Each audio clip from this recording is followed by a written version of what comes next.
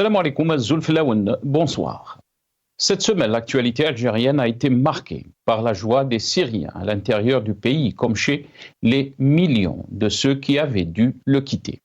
Les images de Syrie sont celles qui accompagnent la chute d'un tyran, statues déboulonnées, prisons qui se vident, palais ouverts à tous. Quand on connaît la nature du régime déchu, cette joie est légitime, quelle que soit la suite. C'est aussi un séisme géopolitique. Il ne faut pas le minimiser. Les répercussions de cette chute du régime syrien dans le monde arabe sont inéluctables. L'expérience syrienne rappelle que l'autosuffisance politique n'est qu'un leurre face à l'aspiration irrépressible des peuples à la liberté et à la justice. Dans le même ordre, la journée des droits de l'homme est célébrée chaque année le 10 décembre pour marquer l'anniversaire de l'un des engagements mondiaux les plus importants, la Déclaration universelle des droits de l'homme, un document fondateur qui a proclamé les droits inaliénables de chaque individu en tant qu'être humain, sans distinction aucune.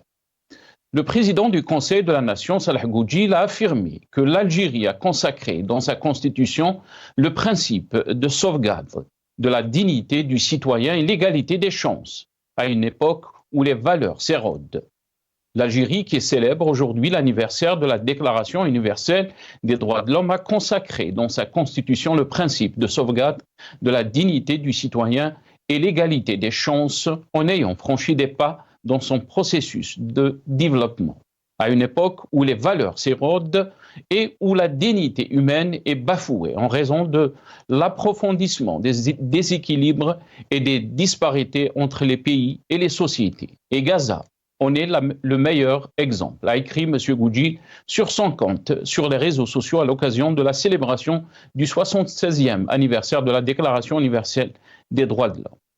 Le 12-12-2019, plus de 5 années après l'avènement de Abdelmajid Tebboune à la tête de l'État, l'Algérie nouvelle est-elle sur la bonne voie, comme le prétend le pouvoir en place? Pour une partie des Algériens, le pays est muselé, il est isolé aussi. Un contexte géopolitique très tendu et sur le plan interne, une situation économique et sociale des plus préoccupantes. On ne peut même pas faire le bilan car rien n'a été fait ou réalisé durant ces années de disette où on note l'affaiblissement de l'État, une régression sans précédent des libertés, une atteinte aux droits de l'homme quasi quotidienne et des échecs diplomatiques récurrents. L'élection présidentielle du 7 septembre dernier a été marquée par une abstention massive. Le régime prouve une nouvelle fois qu'il est en crise, une crise de légitimité. Nous débattrons avec nos invités de toutes ces questions juste après cette petite intro.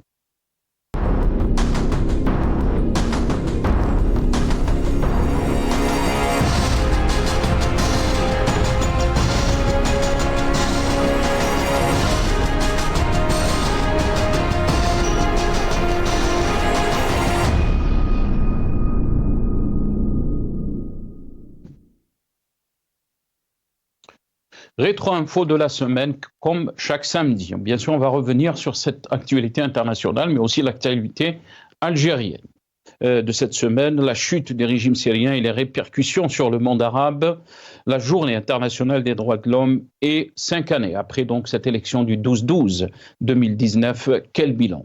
Ces 3 thèmes seront donc débattus dans cette émission avec nos invités. J'ai le plaisir d'accueillir dans cette émission Monsieur Mnoar Djadi, ex-député, président de la commission des transports à l'APN. Il est avec nous depuis Alger par téléphone. Mnoar Djadi, bonsoir. Marhaba bik. Merci beaucoup d'avoir accepté l'invitation. Merci, Nasser. Bonsoir à vous, aux téléspectateurs ainsi qu'aux invités, et merci pour l'invitation. Allah يبارك فيك, merci beaucoup Mnoar Djadi, يعطيك الصحة. On a aussi le plaisir d'accueillir Monsieur Nazim Taleb, membre du secrétariat de la chaîne. Il est avec nous depuis Paris via Skype. Nazim Taleb, bonsoir, merci beaucoup d'avoir accepté l'invitation. Marhaba bik. Merci Nasser, merci, mes salutations à vos invités et à tout le peuple algérien et par la même occasion au peuple syrien de cette grande victoire contre un tyran, un criminel, un génocidaire tout simplement. Barakallahu fik. Merci beaucoup Nazim Taleb.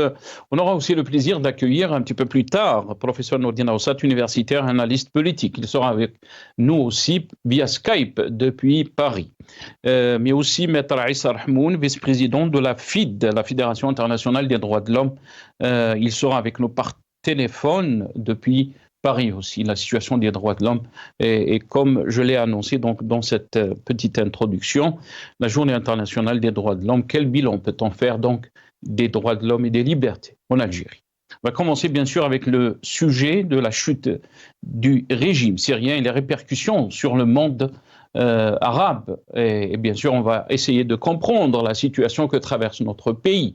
Beaucoup d'observateurs ont parlé donc de cette parallélisme et par rapport à la situation politique que vit notre pays et par rapport aussi à la situation de la Syrie. On a vu donc le peuple, comment il a réagi et aussi a chassé, si on peut dire, donc Bachar el-Assad. Avant de donner la parole à nos invités, on va juste donc regarder cette petite vidéo de l'ENTV, donc un petit reportage de l'ENTV par rapport donc à la chute de el-Assad. تتابع الجزائر باهتمام بالغ تطورات الأوضاع الأخيرة والتغيرات المتسارعة التي تشهدها الجمهورية العربية السورية، وتدعو كافة الأطراف السورية إلى الوحدة والسلم والعمل من أجل الحفاظ على أمن الوطن واستقراره ووحدة وسلامة أراضيه. وتؤكد الجزائر وقوفها إلى جانب الشعب السوري الشقيق الذي تربطه بالشعب الجزائري صفحات نيرة من التاريخ المشترك القائم على التضامن والتآزر. كما تدعو الجزائر إلى الحوار بين أبناء الشعب السوري بكافة أطيافه ومكوناته وتغليب المصالح العليا لسوريا الشقيقة والحفاظ على أملاك ومقدرات البلاد والتوجه إلى المستقبل لبناء وطن يسع الجميع في ظل مؤسسات نابعة من إرادة الشعب السوري بعيدا عن التدخلات الأجنبية. Voilà donc le communiqué du ministère des Affaires étrangères algérien par rapport à la situation en Syrie. Je peux vous lire très rapidement le communiqué, quelques points très importants qui ont été donc qui ont été dans le communiqué du ministère des Affaires étrangères. Le communiqué encourage donc un dialogue inclusif entre toutes les composantes du peuple syrien qu'il considère comme un moyen indispensable pour surmonter les défis actuels. L'Algérie plaide pour une solution souveraine et la préservation des ressources. Voilà, donc on va essayer de comprendre cette réaction de l'Algérie, mais quel parallèle peut-on faire de la situation aussi que vit notre pays? Simon Ouarjadi, je vais commencer cette émission avec vous après plus d'un demi-siècle du règne du régime Al-Assad. Donc, ce régime est tombé par la volonté populaire, si on peut dire. Qu'est-ce que vous en pensez? Quelle réaction vous avez donc à la chute du régime Al-Assad et quelles répercussions dans le monde arabe? Simon Ouarjadi. Merci, c'est Nasser. La situation est vraiment inquiétante. Ça d'une part. D'autre part, tout le monde se pose la question, comment se fait-il que depuis 13 ans, avec un acharnement des deux côtés, et les djihadistes n'ont pu reprendre un seul kilomètre du territoire, le reste du territoire syrien, occupé par les forces gouvernementales. Et ces factions de tout genre, ethniques, comment dirais-je, idéologiques, etc., soutenues d'une part par la Turquie, d'autre part par les Américains, de l'autre côté de l'Iran, Hezbollah, Israël. C'est vraiment inquiétant pour le peuple frère, le peuple syrien. La leçon qu'on va, moi personnellement, Inch'Allah, parce que c'est très difficile. Si on prend l'exemple de nos frères libyens, malgré qu'avec Kadhafi, Il n'y avait pas de parti politique, mais juste après la mort du défunt Kadhafi, après 11 ans, le problème n'est pas encore réglé parce qu'il y a plusieurs forces extérieures telles que la Russie, l'Égypte, les Émirats, la Russie, les Américains, etc., qui tirent les ficelles de l'extérieur. Et malheureusement, c'est le peuple libyen qui en souffre. Maintenant, c'est encore pire avec les Syriens. La Syrie, il y a plusieurs factions à l'intérieur, il y a plusieurs forces extérieures qui tirent les ficelles aussi. Les Américains, les Turcs, les Iraniens, comme je l'ai évoqué tout à l'heure. C'est vraiment difficile. Et la question qui se pose, je ne pense pas que ces factions djihadistes qui ont pu libérer et n'ont pas pu avancer 1 kilomètre en 13 ans, et en une semaine, ils ont atteint Damas. Ça, c'est une question qu'il faut se poser. Bon, je ne suis pas vraiment un spécialiste en stratégie. Je n'ai pas le dossier complet de cet événement, mais je pose la question. Comme nous tous, je pose la question. Je ne crois pas que c'est dû. Et de l'autre côté aussi, c'est Nasser, il y a eu petit à petit l'effondrement sur le plan économique. Maintenant, il y a 75% de l'exploitation du pétrole occupée par les djihadistes avec l'appui des Américains. Il y a aussi l'inflation qui a atteint un chiffre faramineux qui tourne autour de 130-140%. Il y a la parité dollar avec la livre syrienne qui est de 13, elle passe en 2020, qui tournait autour de 1500. $1 pour 1500 livres syriennes. Aujourd'hui, elle tourne autour de 13 000 ou 16 000. Très bien. C'est l'effondrement total de l'économie syrienne. Très bien. On va essayer d'avancer très vite. Très rapidement, est-ce que vous pensez que le peuple syrien avait raison donc de renverser le régime Assad?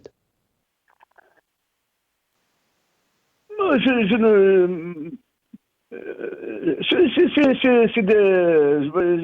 une situation maintenant, je défie qui va nous dire qui avec qui contre qui.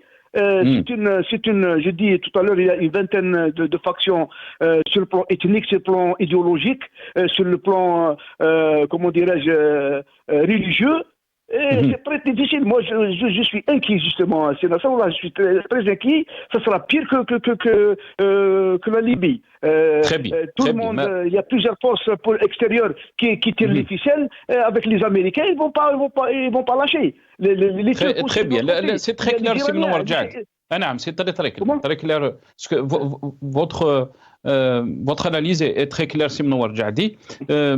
Nazim Taleb, qu'est-ce que vous en pensez? C'est des questions qui ont été soulevées par Mano Warjadi, qui sont très légitimes pour beaucoup d'observateurs. Est-ce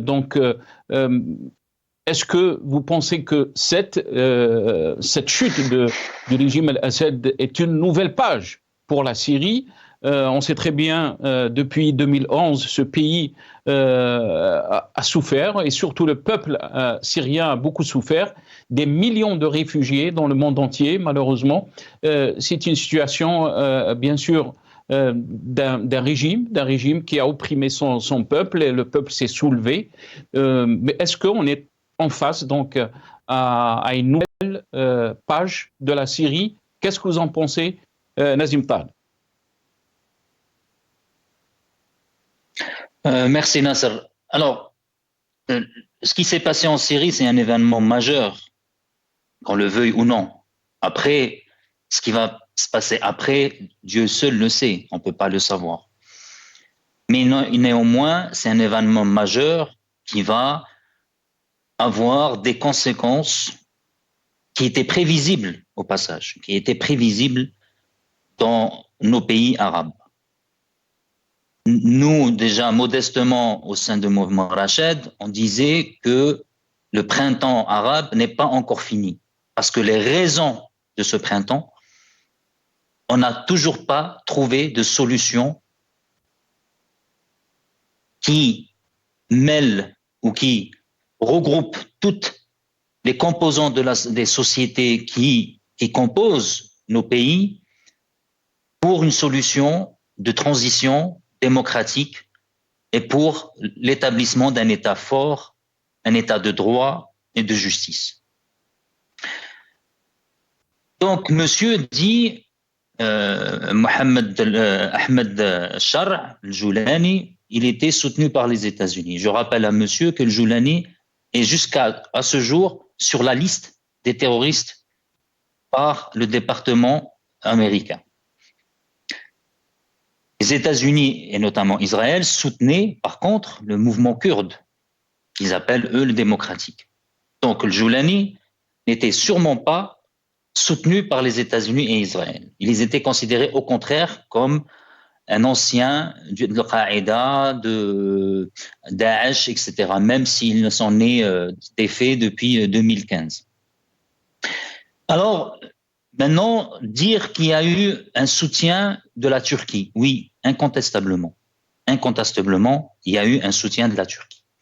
Pour différentes raisons d'ailleurs. La Turquie, son point noir, c'est la présence du PKK au niveau du nord Syrie et qui est forcément sur la frontière turque. Pardon. Il n'en demeure pas moins que monsieur, son interrogation, c'est de dire comment en 13 ans, ils n'ont pas pu faire ce qu'ils ont fait en 12 jours.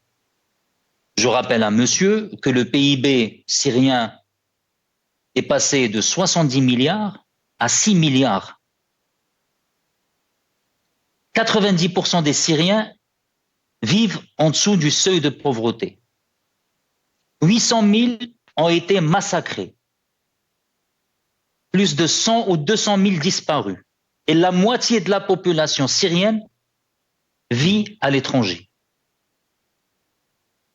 Ceux qui ont repris Hams, les grandes villes, Damas, c'est pas une intervention étrangère, contrairement à la Libye. C'est des Syriens. C'est des Syriens qui ont vécu pendant 13 ans la pire des tortures, la pire des subjugations, la pire des situations économiques, politiques et humaines. Ils étaient traités moins que des animaux. Regardez les images à l'époque de la révolution syrienne, que je rappelle pendant 6 mois était pacifique et non violente. La violence a commencé par les autorités syriennes.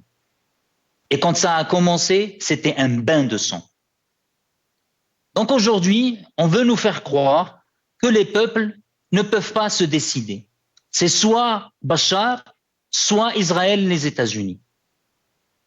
C'est comme la même chose en Algérie. Soit c'est le Nedam, soit c'est le chaos. À ce jour, la Syrie, le régime s'est effondré, l'armée s'est effondrée, et le peuple syrien et la Syrie est toujours là. Certes, avec des grands défis. Mais je rappelle, juste pour l'histoire, à monsieur et à tous vos téléspectateurs, l'émergence des États n'a jamais été facile. Je rappelle les États-Unis. Les États-Unis, ils ont dû combattre côte à côte avec les Français contre les Anglais. Les Américains se sont révoltés contre les Anglais. Pourtant, on dit souvent que les Américains, c'est des Anglais.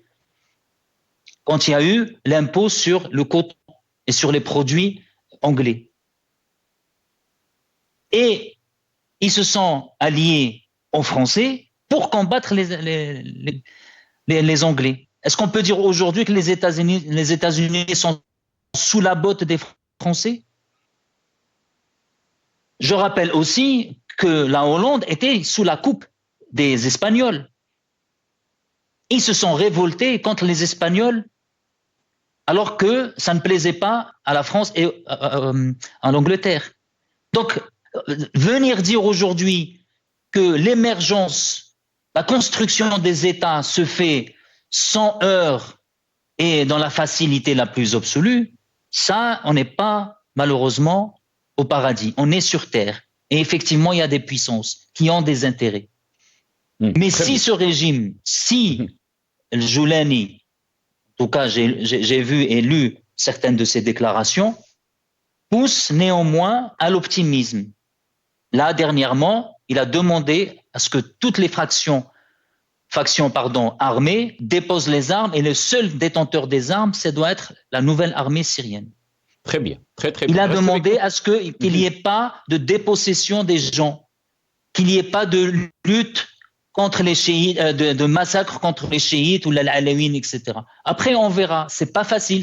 C'est un chemin semé d'embûches. Très bien. Mais c'est pas facile. Ça va être... Nazim Taleb, vous êtes en train de dire que c'est pas facile. Certes, que ça ne sera pas facile, bien sûr. Vous avez parlé des défis. Je vais donner la parole à Mnouar Jadi. Mnouar Jadi, on va écouter, bien sûr. On va regarder ces images. D'abord, des Syriens qui étaient donc en joie à Alger quand ils ont vu donc ces images de chute, la chute du régime Al-Assad. On regarde ces images.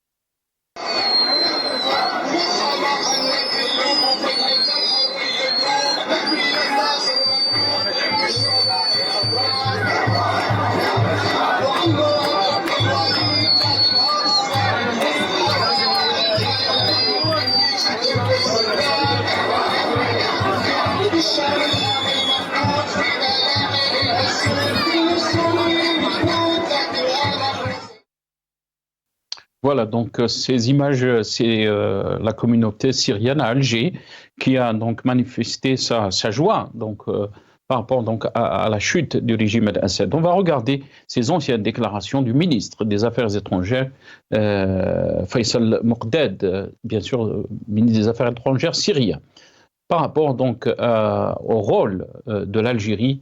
On l'écoute. عندما التقينا قبل قليل مع فخامة الرئيس تبون قال أن الجزائر إلى جانب سوريا. ألا يكفي هذا لكي يثير التفاؤل ليس في سوريا بل في كل أنحاء الوطن العربي والدول العربية. Voilà, donc Faisal Moqdad, l'ancien ministre des Affaires étrangères syrien, qui est en visite donc à Alger, après sa rencontre avec Al-Majid Tebboune. Mnouar Jadi, beaucoup d'observateurs aussi parlent de cette relation du régime algérien ou de l'Algérie avec Bachar al-Assad. L'Algérie a toujours soutenu donc, le régime Bachar al-Assad. Qu'est-ce que vous en pensez donc de cette relation, mais aussi est-ce que Alger doit s'inquiéter ou l'Algérie doit s'inquiéter donc de la chute du régime Al-Assad? On va voir ce titre du journal Le Matin, si c'est possible, nos amis. Voilà, Aouchiche, le président, le premier secrétaire, le premier secrétaire du FFS, Youssef Aouchiche, appelle à tirer les leçons de la chute de Bachar al-Assad. Qu'est-ce que vous en pensez, Mnouar Jadi? Effectivement, l'Algérie est inquiète. Elle s'inquiète du peuple syrien. L'Algérie, a tout le temps, elle n'était pas avec le X ou Y, elle était avec le peuple syrien, parce que l'Algérie avait des données et elle avait, comment dirais-je, elle connaît bien les ficelles, comme ça a été fait en Irak, au Yémen, ainsi qu'en Libye. Donc l'Algérie était tout le temps soucieuse de la sécurité, de la souveraineté et de l'intégrité territoriale de la Syrie. Et je rappelle votre invité de Paris que depuis, il faut qu'on démarre notre analyse à partir de 2011. Et je rappelle aussi ce monsieur de Paris que après 54 ans, le peuple syrien était, comment dirais-je, stable. Il y avait une économie syrienne, il y avait une armée forte qui inquiète Israël et les Américains. Je me rappelle, nos officiers, comment dirais-je, ont fréquenté les académies syriennes. Le seul pays des pays arabes qui a pu arabiser la médecine. Les médecins syriens sont les meilleurs au niveau des pays arabes. La Syrie était un pays, comment dirais-je, très développé dans le domaine textile. Ok, la Syrie, sur le plan agricole, elle était bien placée par rapport aux pays africains et arabes. Et ils ont commencé en 2011 à partir de printemps arabe, qui a commencé en Égypte et a commencé en Tunisie. Bon, en Tunisie, la Tunisie n'a pas de frontière ni avec Israël, ni avec l'Iran, ni avec quiconque. Ni avec la Turquie. Et ça, c'est une... Laissez-moi terminer. Laissez-moi terminer cette phrase. L'Égypte aussi a pu quand même maîtriser la situation en 2011. Et alhamdoulilah rabbil alamin. Par contre, la Syrie, il y a les Américains qui ont occupé les puits de pétrole et l'ont confié aux djihadistes, Daesh et l'organisation de l'État islamique. De l'autre côté, il y a la Turquie qui était difficile parce qu'il y avait les PKK, parce qu'il y avait les Kurdes. Et de l'autre côté, il y a les Iraniens. Et justement, comme il a dit votre invité de Paris, je l'ai dit avant lui, que l'effondrement de l'économie syrienne commençait à dégringoler. Et il y avait, j'ai dit avant lui que comment dirais-je, l'inflation. Mais la question aussi, c'est Mnawar Ja'di. معليش خلينا نخرجوا شويه من l'économie, je sais que c'est votre expertise. Mais la question aussi, pourquoi je vous ai posé cette question Mnawar Ja'di? باش تبعني برك يعني la question c'est que cette similarité avec le régime Bachar al-Assad, beaucoup font cette similarité avec le régime algérien, surtout quand il s'agit des questions des libertés, de l'ouverture politique. Le Hirak était là, il s'est soulevé par rapport à cette question. Est-ce qu'il n'y a pas une peur, il n'y a pas une panique au sein du régime algérien quand on voit ce qui s'est passé avec le régime Bachar al-Assad? Très rapidement, Simon Warjah. N'ayez pas peur. L'Algérie, elle est solide. Tout d'abord par son peuple uni, un peuple indivisible, avec ses institutions, avec l'armée populaire nationale, l'ossature du peuple algérien. L'armée algérienne, elle n'a pas c'est le peuple algérien. Chaque famille algérienne a un élément dans cette institution. Avec les autres institutions telles que de l'État sont unies autour de leur président, autour de leur institution. L'Algérie. Mais on sait très bien, c'est Mnawar Ja'di. On sait que l'armée c'est l'armée du peuple. على بالنا شهادات جزائريين نعرفوا بلادنا. ولكن كي نشوفوا يعني quand on voit depuis 2019 par exemple, quand on voit le nombre des officiers, des officiers de l'armée, des généraux qui ont été emprisonnés, et bien sûr l'Algérien s'inquiète, il se dit qu'est-ce qui se passe dans cette institution? Est-ce qu'elle a été fragilisée par la gestion de notre pays, par la gestion aussi de cette institution, parce qu'il y a de la corruption et elle est exposée aussi, Simon Warjad? Non, l'Algérie, en son sein, il y a des milliers d'officiers supérieurs, de généraux. Et elle est riche. Ces généraux ont été mis en prison, ce n'est pas par traîtrise. Ce ne sont pas des traîtres qui ont trahi la nation.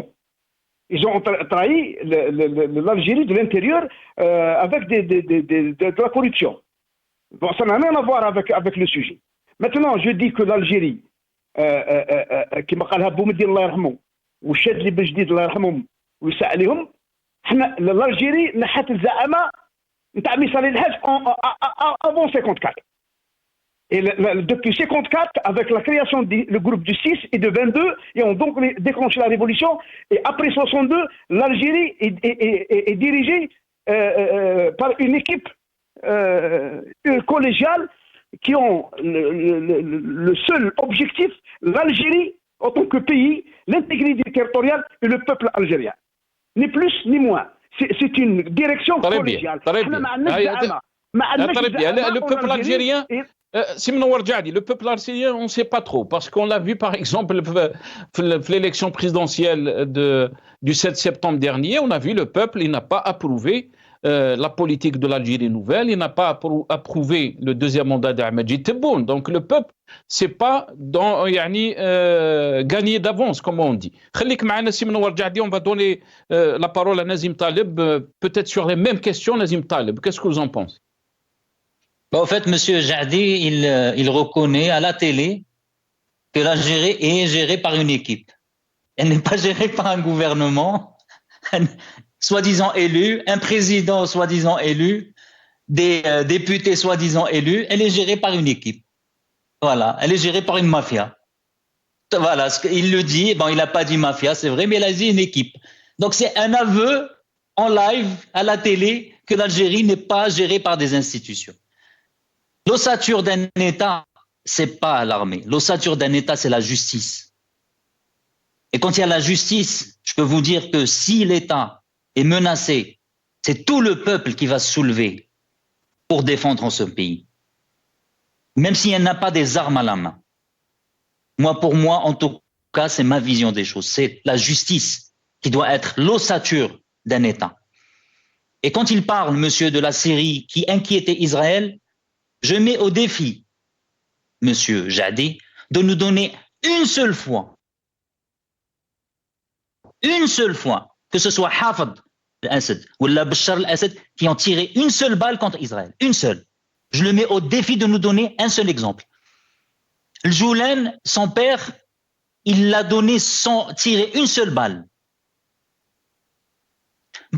Israël, elle bombardait la Syrie pendant toutes ces années, il n'a pas riposté une seule fois. Donc si c'était un État aussi fort, pourquoi en 82, son père a commis des massacres, Halab, 30 000 morts, et depuis, c'est des centaines de milliers qui étaient enfuis 6 pieds sous terre dans les prisons macabres qu'on a pu découvrir aujourd'hui. Bien sûr que le régime syrien et le régime algérien sont les mêmes. C'est un régime militaire, brutal et criminel. D'ailleurs, ils ont découvert une correspondance entre le service de sécurité syrien qui a rendu visite à Algérie et qui a rencontré Shafiq Msbah. Et qu'est-ce qu'il lui dit, Shafiq Msbah? En 91, si on n'avait pas employé la carte du terrorisme, on nous aurait balayés. Et qu'est-ce que le compte-rendu de cette lettre? Le Syrien, il dit, en fait, on a beaucoup à apprendre de l'expérience algérienne. Voilà l'armée, comment elle est utilisée en Algérie. Comme tous les pays arabes, c'est pour opprimer leur propre peuple.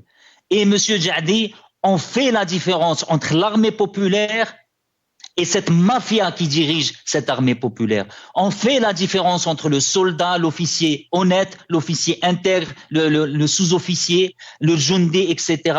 et cette mafia qui dirige cette armée, qui est orientée pour opprimer les Algériens et pour, malheureusement, que ce pays soit aussi faible qu'il l'est aujourd'hui. Il a parlé de la Libye, mais il est où le rôle de l'Algérie dans la Libye?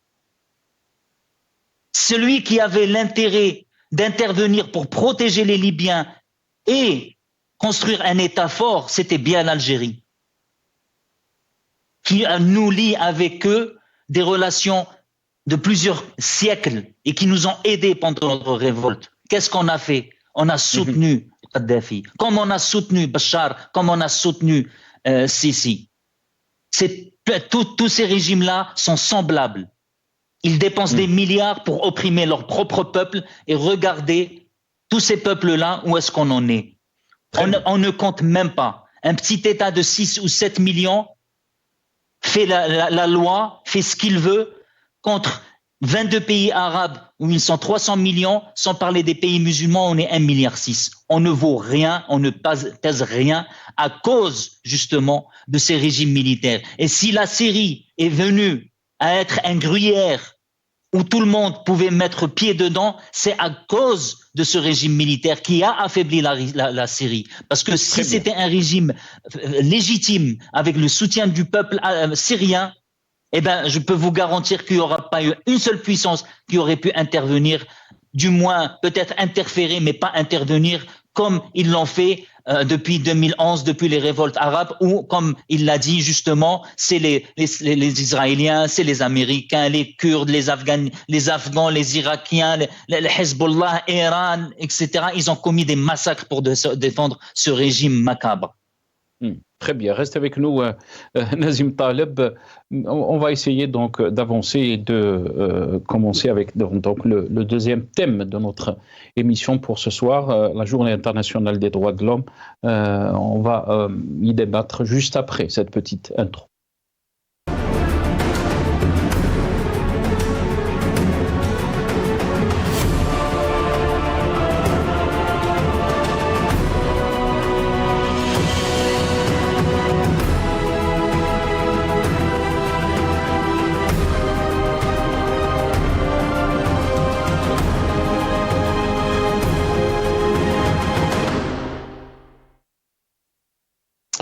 Voilà, donc la Journée internationale des droits de l'homme qui coïncide toujours donc le 10 décembre de chaque année. Quel bilan par rapport à la situation des droits de l'homme et des libertés en Algérie.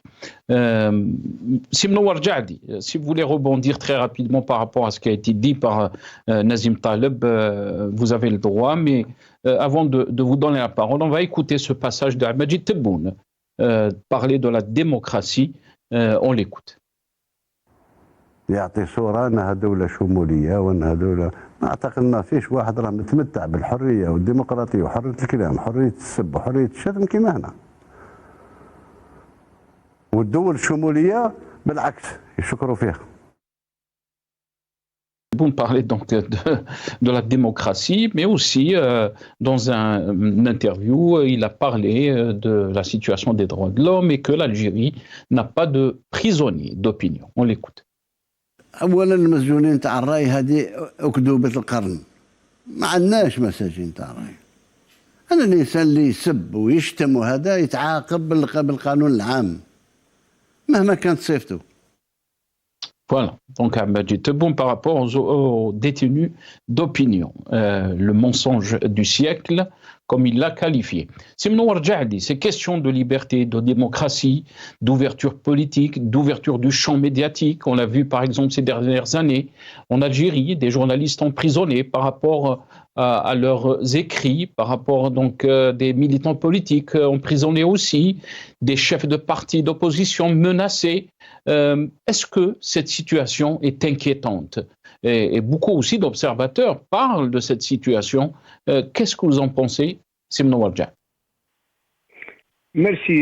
Donc, comme vous l'avez déjà évoqué, je profite une ou deux minutes avant que je vous réponde à votre question, c'est ma soeur.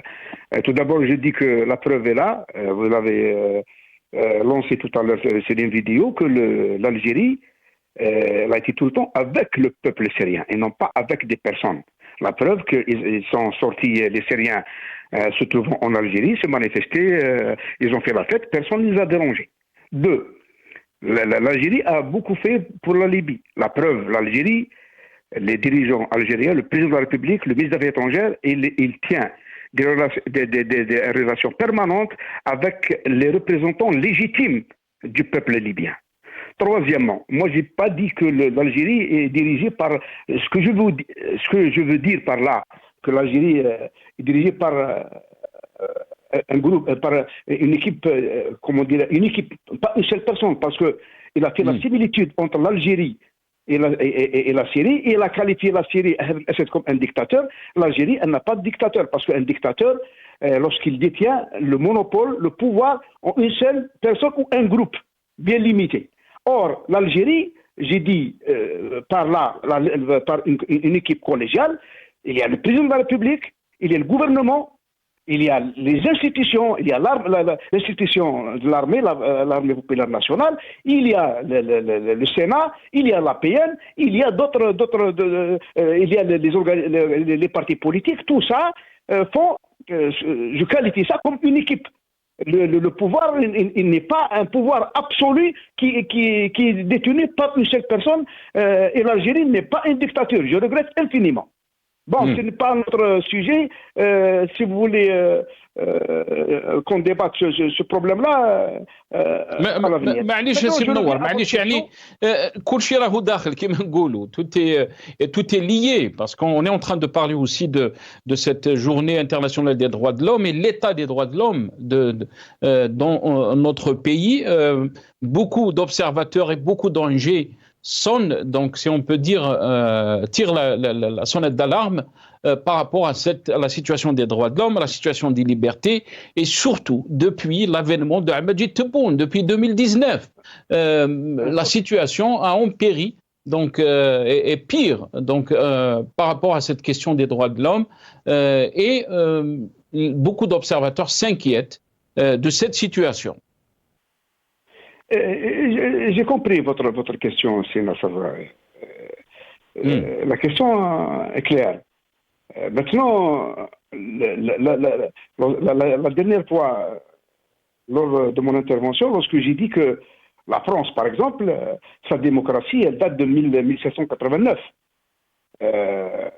Ça veut dire quoi? Ça veut dire que la France, malgré qu'elle a 235 ans de démocratie, aujourd'hui, en 2024, elle n'arrive pas à atteindre le sommet de la démocratie, comme ça a été défini sur le plan théorique. C'est une théorie pure, la démocratie. La démocratie est une école à plusieurs niveaux. Par exemple, l'Espagne, elle se trouve par exemple au 3e niveau, l'Algérie, elle se trouve par exemple au 1er ou le 2e niveau, la France, elle se trouve par exemple au 4e, 5e niveau, l'Angleterre, 7e, 8e niveau, les États-Unis, par exemple, au 10e niveau, et ainsi de suite. C'est des niveaux, ce n'est pas... même la France, aujourd'hui, elle n'est pas un pays démocratique à 100%, et j'ai évoqué à maintes reprises avec des faits palpables et tangibles ce qui se passe en France. Maintenant, vous liez tout le temps, comment dirais-je, comme vous l'avez dit, votre sujet là sur le droit de... la journée internationale des droits de l'homme. Des droits de l'homme avec la démocratie. Et la démocratie qui veulent nous l'imposer, la théorie pure. Nous avons 50 ans, 60 ans, ou même pas, de l'application de cette démocratie, que c'est une école. Ils veulent que nos peuples, les pays en voie de développement, ou les pays africains et arabes, ces occidentaux veulent que ces pays doivent arriver à la démocratie pure après un certain temps. Mais ce n'est pas possible. Je vous dis que les droits de l'homme, mais pourquoi vous n'évoquez pas le droit de l'homme? La démocratie, ce n'est pas uniquement la liberté d'expression. La démocratie ou la liberté d'expression qu'ils ne veulent nous imposer pour qu'ils nous freinent pour le développement économique, le développement social. Que ces pays restent pauvres,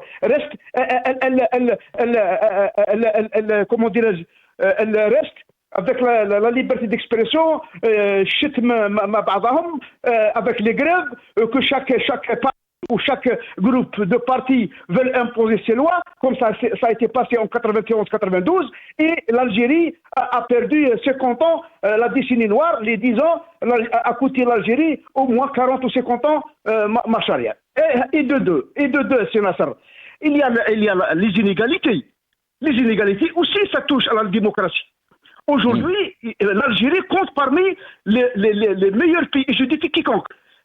Les inégalités, l'Algérie depuis 62, elle traite l'homme et la femme au même pied d'égalité.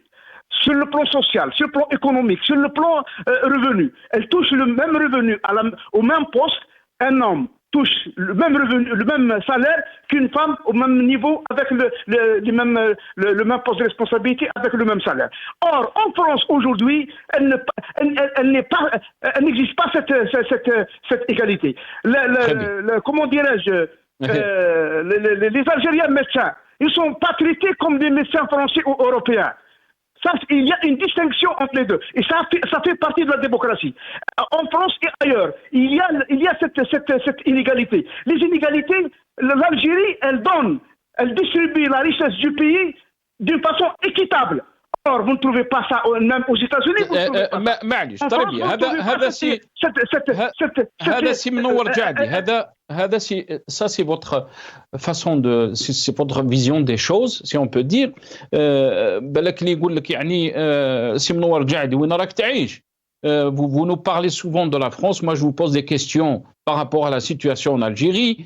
كاين يقول لك باللي حتى باللي peut-être du temps de Bouteflika, on avait des libertés. On n'avait pas vu autant de militants politiques emprisonnés. On n'a pas vu des ONG peut-être dissoutes, des partis politiques qui ont été dissous aussi dans cette Algérie nouvelle.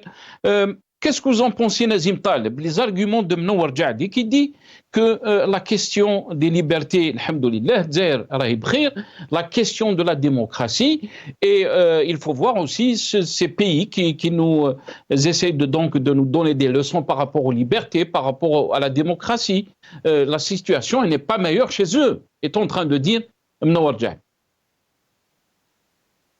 Bon, je crois qu'il faudra quand même plusieurs émissions pour traiter ce sujet. Donc moi, je ne vais pas rentrer dans le débat des autres pays. Moi, ce qui me concerne et ce qui m'importe le plus, c'est l'Algérie, mon pays. Alors effectivement, quand vous l'avez remarqué, monsieur disait à chaque fois, quand il parlait de moi, monsieur de Paris, mais je crois que c'est lui qui habite à Paris et moi en Algérie, parce que effectivement, son discours, il est complètement déconnecté de la réalité. Et c'est pas moi qui le dis, c'est le Human Rights Watch qui le dit, Amnesty International, le rapporteur spécial des droits de l'homme. Ils ont tous été unanimes pour dire que l'aspect sécuritaire, l'hyperticide en Algérie s'est endurci depuis 2019, depuis le Hirak. Aujourd'hui, déjà avant c'était très difficile, maintenant c'est devenu impossible. Il est impossible de créer un parti politique si on n'a pas l'accord de certains dirigeants algériens. On ne peut pas faire de syndicats, on ne peut pas faire d'associations. Les associations ont été dissoutes comme Babloued et d'autres associations.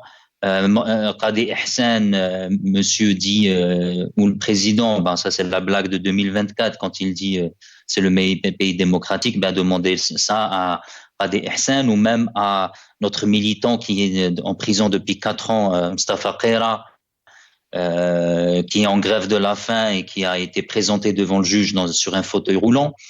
Dites-le aux autres détenus politiques dont le seul tort est d'avoir publié, critiqué le régime en place. Donc, si monsieur considère ça comme une démocratie, alors on n'a pas du tout la même définition de la démocratie. Et la démocratie, ce n'est sûrement pas l'économie ou d'autres paramètres économiques dont il peut se prévaloir. La démocratie, c'est une alternance de pouvoir, c'est c'est le respect des choix du peuple, c'est l'expression, la libre expression aussi bien syndicale, associative, d'opinion, etc. La dictature, c'est tout à fait ce que c'est la dictature. Et l'Algérie est une dictature. Monsieur dit que c'est pas une dictature, bien sûr que c'est une dictature. Quand vous avez toujours le même régime en place avec quelques façades qui vont changer. Le président, vous avez vu comment Bouteflika, pourtant, je ne sais pas combien d'années il a gouverné, de 16 ans ou 17 ans, ils l'ont dégoupillé comme si c'était une marionnette. Et Bouteflika, comment il a été nommé, bien sûr qu'on est dans une dictature. La définition de la dictature, c'est qu'il n'y a pas d'alternance au pouvoir. Nous, on a une alternance de façade. Il n'y a pas de liberté d'expression en Algérie. Il n'y a pas une liberté d'association en Algérie. Il n'y a pas une liberté de constitution de partis politiques en Algérie. Il n'y a pas une liberté d'expression et de critiquer le régime en place en Algérie. Donc, si c'est ça la démocratie pour monsieur, encore une fois, on n'a pas du tout la même définition de la démocratie et il est très, très mal placé pour se comparer dans ce cas-là à d'autres pays qui ont leurs problèmes. On n'a jamais dit que la France est une démocratie parfaite. Loin de là, loin de là. Je dirais même que certains pays se dirigent vers l'autoritarisme. Mais des véhicules d'alternance au pouvoir existent quand même. Regardez juste l'extrême gauche en France, comment elle est arrivée de première comme force politique suite à la dissolution. Ça, vous le verrez jamais en Algérie. En Algérie, c'est toujours Tebboune qui est à 95%, comme Béchar d'ailleurs. Même Béchar avait 95%. Il avait le soutien de 95% de la population. Croyez-vous vraiment que Tebboune a eu 95% des suffrages? Bon, ça a été révisé dans une mascarade complètement indigeste pour revenir à 84%, 85%. Déjà ça, c'est une honte. Une honte. Comment monsieur peut parler d'un État avec des institutions? Et une équipe veut dire ce que ça veut dire, monsieur. C'est pas l'APN. L'APN, on sait très bien que vous avez aucun poids au niveau de l'APN. Encore, même les ministres n'ont aucun poids. Et pour juste finir, quand il a dit non, c'est des généraux qui ont été mis pour corruption, je lui rappelle le cas de Belqsir et Benchir, qui a été démis de ses fonctions pour espionnage et avoir donné des informations à une puissance étrangère. C'est eux-mêmes qui le disent, c'est pas nous. Benchir, c'est l'ancien, bien sûr, DG de la DGSN, donc le directeur général de la sécurité nationale. Je pense qu'on a été rejoint par le professeur Nordine Aoussat. On va essayer, donc il ne nous reste pas beaucoup de temps, on va essayer d'entamer le troisième thème de notre émission pour ce soir. Et on va revenir sur, bien sûr, le 12-12, 5 années après donc, cette élection du 12 décembre 2019. Quel bilan peut-on faire après ces élections de notre pays? On va y débattre avec nos invités juste après cette petite intro.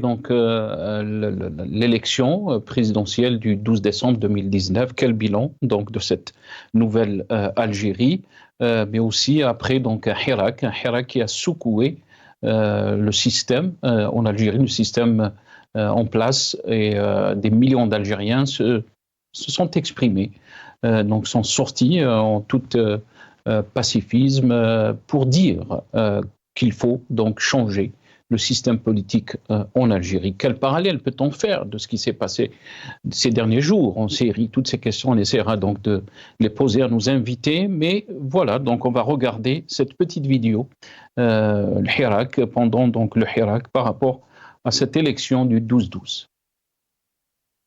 السلام عليكم. الخميس 12 ديسمبر صور حصرية من البريد المركزي.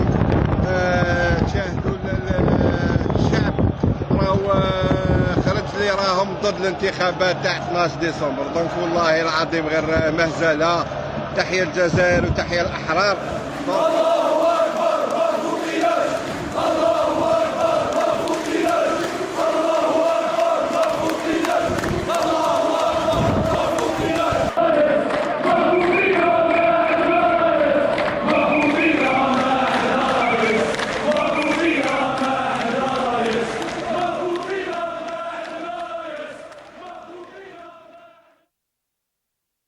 Voilà, ces images donc, qui nous rappellent donc, de ce qu'a vécu notre pays en 2019. Mavotinesh, par rapport donc, au 12-12. On a été rejoint par le professeur Nordine Aoussat, universitaire, analyste politique. Il est avec nous depuis Paris via Skype. C'est Nordine, marhaba bik, merci beaucoup d'avoir accepté l'invitation. Ahlan bik. Allah يسلمك Nasser, salam alaikum, wa rahmatullah, salam à tous les invités qui sont avec toi et à tous nos compatriotes qui regardent le Magharibiya et bien entendu à l'équipe de Magharibiya, l'équipe technique, j'entends. Alaykoum salam wa rahmatullah. On va essayer juste de régler le son, Sinordine, et on va revenir bien sûr à vous. Simno Warjahdi, yani 5 ans après donc cette élection du 12-12, les Algériens sont toujours donc en rupture avec les gouvernants, donc par rapport à la situation politique de notre pays, par rapport aussi à la légitimité. On l'a vu dans la dernière élection présidentielle du 7 septembre dernier. Les Algériens ne sont pas contents de la situation que vit notre pays, l'ont exprimé donc, dans cette dernière élection présidentielle du 7 septembre. Quel bilan peut-on faire de la situation que vit notre pays à toutes les échelles, donc depuis le 12 décembre 2019? Merci, sénateur. Une minute, si vous permettez, vous m'accordez une minute que je puisse éclaircir certains points qui ont été évoqués par votre invité de Paris. En démocratie, il faut faire la distinction entre deux choses. La liberté d'expression, la démocratie est une chose, la discipline, je dis bien la discipline, la rigueur, l'application de la Constitution et des lois algériennes doivent être respectées par n'importe quelle personne qui rentre en Algérie ou là qui est à l'intérieur de l'Algérie. La Constitution, elle est là, a été votée par le peuple est souverain, l'Algérie est souveraine, elle a des lois que chaque citoyen doit respecter. La démocratie, ce n'est pas d'insulter les gens ou imposer sa loi ou imposer son point de vue. Et aujourd'hui, il y a une démocratie en Algérie, et il y a une rigueur et le respect de la Constitution et des lois algériennes doivent être respectés. Point à la ligne, et je ferme cette parenthèse. En ce qui concerne votre question, depuis maintenant 5 ans, avec le président Abdelmajid Tebboune, il y a beaucoup de choses qui ont évolué. Personne ne peut nier. Toutes les 54 engagements, il les a atteints, je dirais, à 95%. Donc c'est une réussite. Il parlait de la diversité de l'économie. Nous sommes là-dedans. Il parlait que l'Algérie revienne sur la scène internationale. Maintenant, l'Algérie, effectivement, elle est revenue sur la scène internationale, soit au niveau africain, local, plutôt régional, africain, arabe et international. Sur le plan économique, l'Algérie, elle n'est pas endettée. L'Algérie, son PIB, elle a augmenté de 100 milliards de dollars par rapport à 2021. L'Algérie, aujourd'hui, elle a diversifié son économie. L'Algérie, le pouvoir d'achat de l'Algérien, il est acceptable. Je ne dis pas qu'il a atteint le sommet, mais le peuple algérien vit très bien. L'inflation, malgré elle a atteint en 2020-2021, dû au fonctionnement de la mise en marche de la planche à billets de 2017, et c'est une très bonne chose pour le peuple algérien et pour l'Algérie.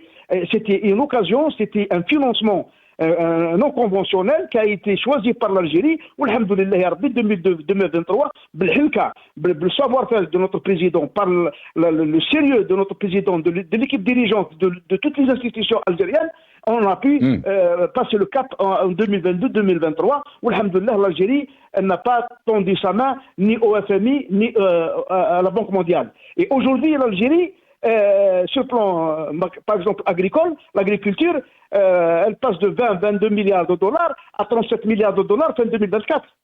L'Algérie, aujourd'hui, son budget, il passe de 7 508 milliards de dinars 2018-2019.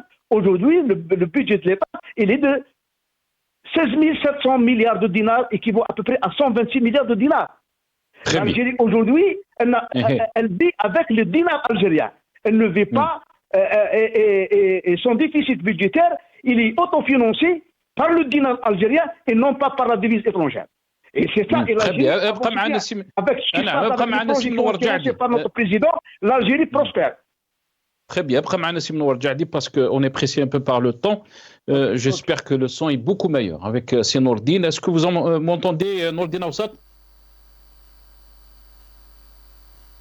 Nourdine Aoussat? Ah, on l'a perdu, on est en train de me dire. Nazim Taleb, vous avez entendu donc Nourjadi, bien sûr. Quel bilan peut-on faire de la situation de notre pays 5 ans après donc le 12-12, on parle d'une nouvelle Algérie, mais on essaie aussi de mettre les choses.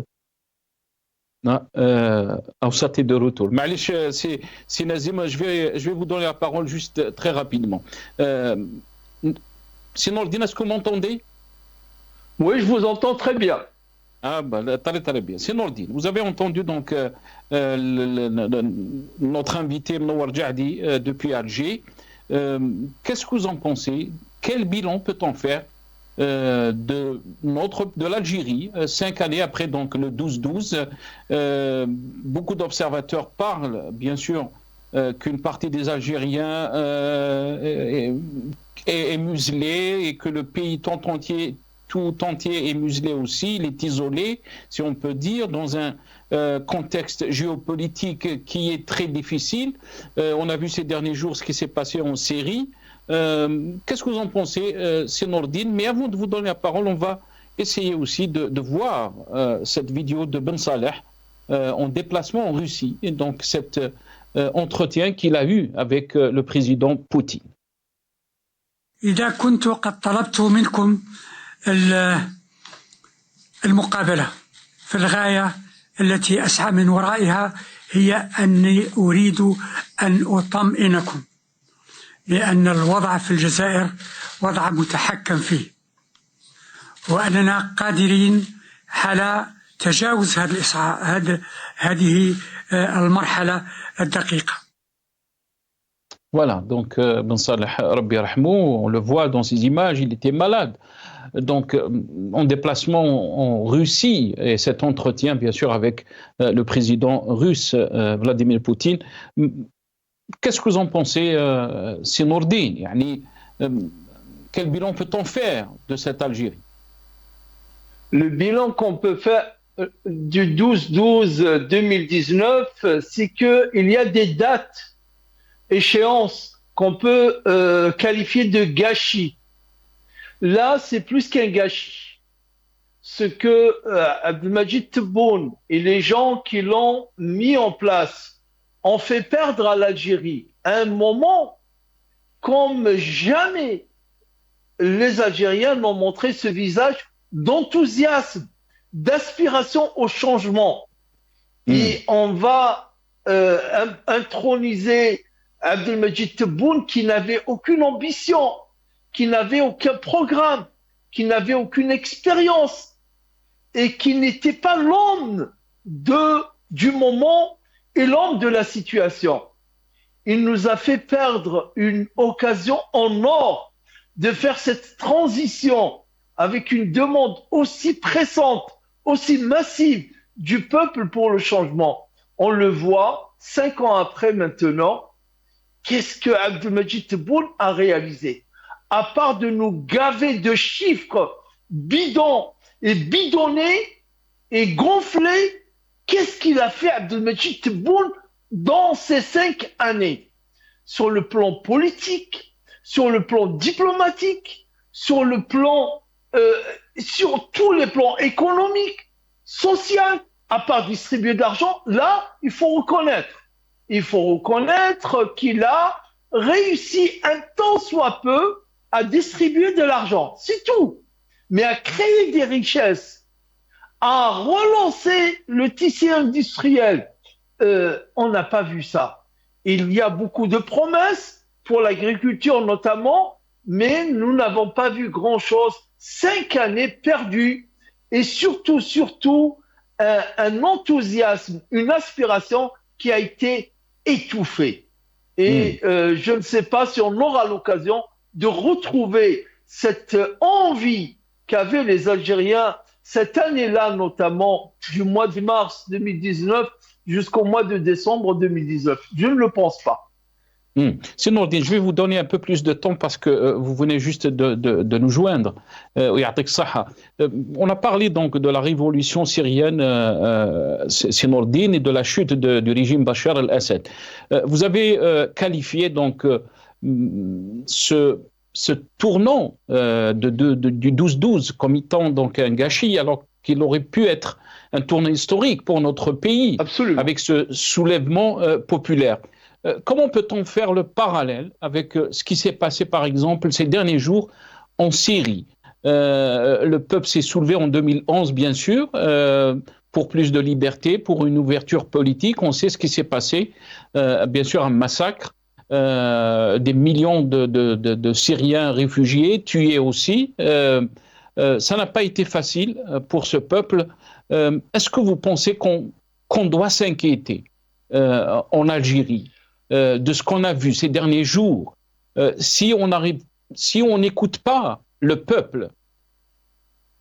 Bien entendu, Nassar, c'est-à-dire que chaque pays, il a sa trajectoire, il a ses pesanteurs, il a ses facteurs aussi bien sociaux, sociétaux, anthropologiques, politiques, mais il y a une réalité commune, c'est qu'un régime qui n'est pas fondé sur la volonté populaire, tôt ou tard, il va terminer dans le mur. Pas de la même manière partout, mais la fin, elle est commune, elle est semblable. C'est que ce régime-là, à un moment, il va s'effondrer. Même si ça ne ressemble à rien, la situation algérienne et la situation syrienne, elles sont différentes. Mais elles ont en commun, c'est que les deux régimes ne sont pas fondés sur la volonté populaire. Il est sanguinaire depuis toujours, depuis des décennies, le régime d'Al-Assad.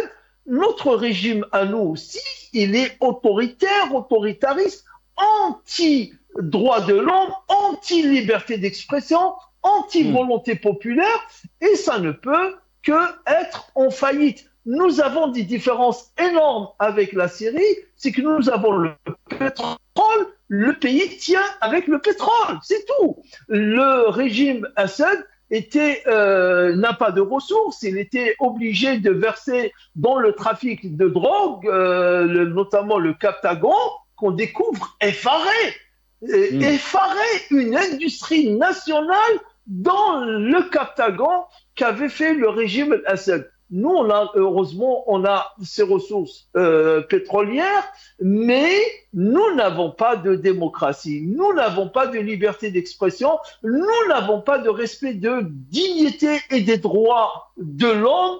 Ça ne peut pas aller loin. Très bien. Sinourdine, je vais vous montrer donc deux titres. Et j'aimerais avoir votre réaction très rapidement parce qu'il ne me reste pas beaucoup de temps. D'abord, on va commencer, si c'est possible, nos amis de la régie Al-Watan. Je sais que... Voilà, très bien. Donc ça, c'était Al-Watan, la une d'Al-Watan, jeudi 12 décembre 2019. Une présidentielle sous tension, le saut dans l'inconnu, a titré donc le journal Al-Watan en 2019. On va voir aussi ce titre du journal Le Matin des aides d'Algérie, et c'est d'aujourd'hui bien sûr, 14 décembre 2024, à Ouchiche. Donc le premier secrétaire du FFS appelle à tirer les leçons de la chute de Bachar el-Assad. Sinourdine, votre réaction? Al-Watan, c'est parce qu'en fait, il restait encore un petit chouïa de liberté d'expression. C'est pour ça qu'ils ont parlé d'un saut dans l'inconnu. Aujourd'hui, le Watan, malheureusement, il va faire un titre qui est complètement le contraire de ce qu'il avait écrit. Et effectivement, donc, c'est une prémonition. On a sauté dans l'inconnu et on se trouve toujours dans l'inconnu. On ne sait pas où va l'Algérie avec ce deuxième mandat de Abdelmajid Tebboune. C'est rebelote, bis repetita, un deuxième saut dans l'inconnu avec le 9 septembre. Donc, il y a eu le 12-12 qui était un saut dans l'inconnu et le 9-9 aussi. Le 7 septembre, vous voulez dire? Le 7 septembre, pardon. Le 7 septembre, qui était un autre saut dans l'inconnu. Quant à ce que dit Aouchiche, effectivement, j'espère que notre pouvoir va tirer, le régime algérien va tirer une leçon de cette chute, dans cette débâcle du régime Al-Assad. Très bien. Nazim Taleb, اسمح لي, je vous redonne la parole. تفضل سي Nazim. Les questions, c'est les mêmes questions. Donc, qu'est-ce que vous en pensez? Vous avez entendu donc Mnowar Djadi, mais aussi professeur Nordin Awsad. تفضل. Sur quoi? Sur le bilan 2020 bilan, absolument. Le 12-12. Donc, quel bilan peut-on faire de cette Algérie nouvelle? Je rejoins parfaitement, je dirais mot à mot ce que disait professeur Awsad, c'est un véritable gâchis. Et malheureusement, on a monsieur Djadi qui nous parle de discipline. Le peuple algérien a montré une discipline rarement vue dans l'histoire de l'humanité, rarement vue. 23 millions d'Algériens qui marchent, pas une vitre cassée, pas une voiture saccagée, pas un pneu brûlé. Au contraire, ils ont montré un exemple qui était magnifique. Ils ont montré, malgré l'oppression qu'ils ont subie pendant des années, les crimes qu'ils ont subis, ça, il ne faut pas l'oublier. Pendant les années 90, le régime algérien a fait tout autant que le régime syrien. Peut-être pas 800 000, mais on a eu quand même 200 000 morts et aussi des millions d'Algériens qui ont fui le pays. Donc, si on parle de discipline, le peuple algérien a su montrer de la discipline, de l'amour pour son pays, une aspiration forte pour un avenir meilleur pour tous les Algériens. Ils ont montré un caractère qui n'était pas dans la vengeance. Khawa Khawa, rappelez-vous de ce discours. Khawa Khawa. Ils voulaient vraiment tourner la page, oubliant le passé et allons vers l'avenir. Mettons de côté tout ce qu'on a pu subir de votre part, comme oppression, comme crime, comme vol, comme dilapidation, comme corruption, comme injustice. Mettons tout cela de côté et tournons la page. Et le régime, malheureusement, n'a pas saisi cette occasion.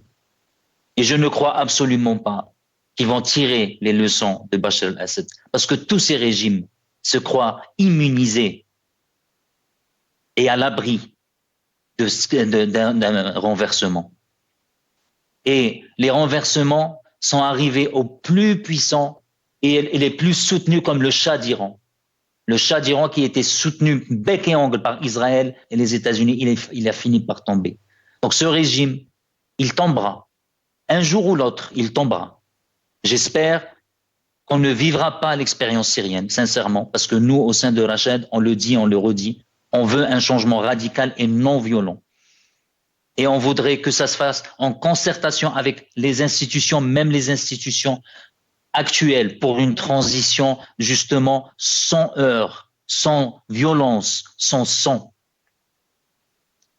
Donc, on tend toujours cette main à certains officiers qui peuvent être, qui sont honnêtes, qui aiment leur pays, qui sont patriotes et qui savent très bien que le régime en place va mener l'Algérie vers le mur et on va vers le mur. Très bien. يعطيك الصحة Nazim Taleb. سي منور جعدي 30 secondes. Je dois donner aussi la parole parce que ما كانش معنا سي نوردين. Si vous voulez réagir, bien sûr, est-ce que ce n'est pas le moment pour le régime algérien d'écouter le peuple et de tirer les leçons de ce qui se passe dans ce monde, surtout par rapport à ce qu'on a vu ces derniers jours, la chute du régime Bachar al-Assad? منور جعدي.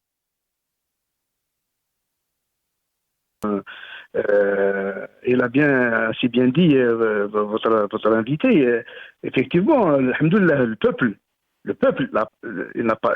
Heureusement, c'est le peuple qui appartient à l'Algérie, ce peuple qui a soutenu notre président Abdelmadjid Tebboune, depuis 2019. Il lui a accordé encore deuxième mandat en 2024, le 7 septembre. Alhamdoulilah ya Rabbil Alamin. Et l'Algérie avance bien. Mais enfin, ce que je peux dire de votre Sénordine, bon, je pense qu'il est professeur, il enseigne en France, il est économiste ou spécialisé dans le marketing. Et d'ailleurs, le marketing, c'est une technique moderne. Il sait très bien que depuis 2018 ou 2019, l'Algérie ne peut pas donner des chiffres erronés parce que l'Algérie a adhéré au FRS. C'est des standards internationaux qui sont reconnus par la Banque mondiale et le FMI. Et l'Algérie est en train, elle travaille surtout la loi de la comptabilité publique. Il a dit tout à l'heure que ces chiffres qui ont été donnés par le gouvernement algérien ou par le président de la République sont erronés. Je regrette. Il sait très bien que sinon, le PIB, il est vrai. معليش سي منور جعدي خلينا on va faire une émission par rapport aux chiffres ماشي مشكل ولكن انا السؤال تاعي ma question elle était très claire. Est-ce que le moment est venu pour que le régime algérien, les autorités, le pouvoir, يعني يسميه كيف حبيت يسمع للشعب, il va écouter le peuple et on va aller vers une tourner la page, c'est ce qu'il veut le peuple, il l'a dit clairement. Je vous ai répondu dans cette élection présidentielle du 7 septembre, le message du peuple, il était très clair, Simnour Djahdi. Il faut tourner la page, ouvrir le champ politique, écouter le peuple. وخلينا يعني الشعب ما حبيناش نوصلوا لا سيتواسيون اللي شفناها رانا نشوفوها في بلدان اخرى يعني on a cité la Syrie ces derniers jours mais aussi ce qui s'est passé avec le régime de Kadhafi ou même avec يعني en Irak. تفضل سمنو. لكن تفضل. J'ai dit que pourquoi parce que le président de la République, les dirigeants algériens sont tout le temps à l'écoute du peuple algérien. Le 7 septembre, ils ont voté 11 millions et le reste, ils n'ont pas désapprouvé. Ils n'ont pas désapprouvé le vote du 7 septembre. Et M. Tebboune, il était tout le temps à l'écoute. Il écoute le peuple, les institutions. Il est en train d'avancer. L'Algérie avance bien, sur tous les plans, soit diplomatiques, soit politiques, et surtout... C'est très clair. يعطيك الصحة سي منور. بارك الله فيك. C'est très clair. سي نور الدين, تفضل. Sur quoi, c'est Nasser? Donc, comment vous voyez les choses évoluer, bien sûr, par rapport à ce qu'on a vu en Syrie ces derniers jours? Est-ce que ce régime donc, va essayer de comprendre que c'est une question de temps? Comme l'a dit Nazim Taleb, on ne peut pas changer la volonté, on ne peut pas mettre fin à la volonté populaire. Tôt ou tard, il faut qu'il y ait un changement.